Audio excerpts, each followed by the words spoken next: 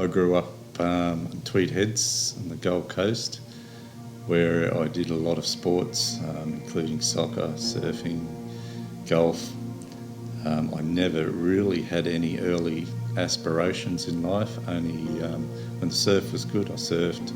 I enjoyed my sports.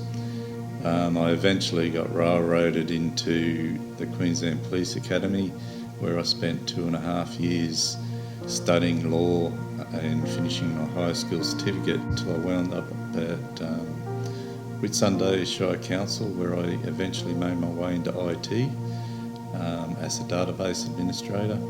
I'd always had some interest in IT and actually had started programming in the early 80s, so fell into that role pretty easily.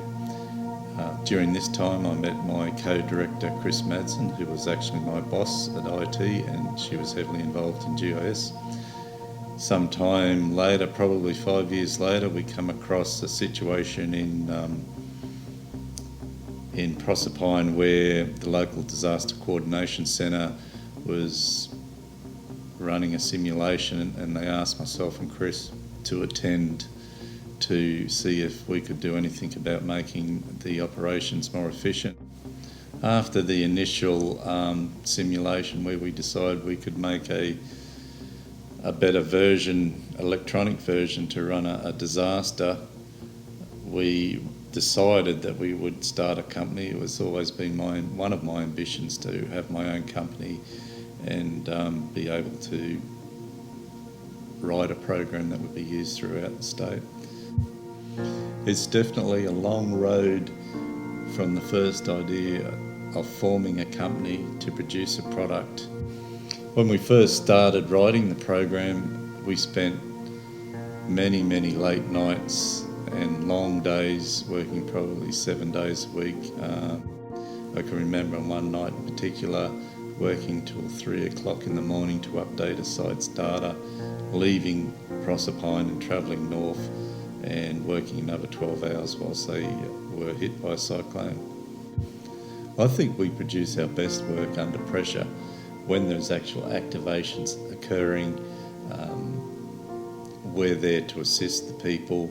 I've seen Chris, Leon and myself work many endless hours during an activation, whether it be a cyclone or a flood, and it's really great to see the appreciation from the sites.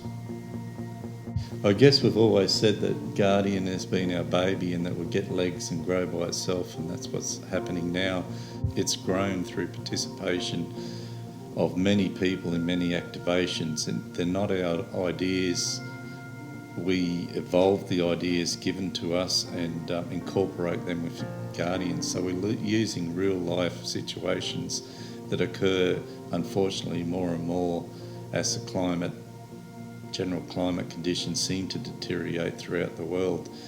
The highlight of actually forming our company has been the ability to help people, but not only that, it's the many friends we've made throughout the country, working with them under sometimes duress, but a lot of times it's simulations and training where you get to know people, and I know myself and Chris have made many friends throughout the land.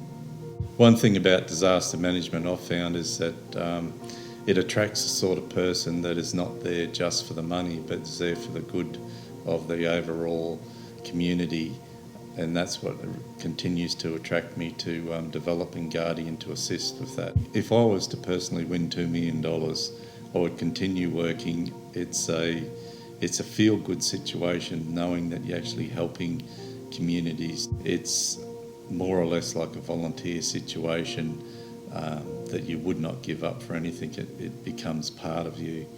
It's funny, if I won $2 million, I'd probably inject $1 million straight into here.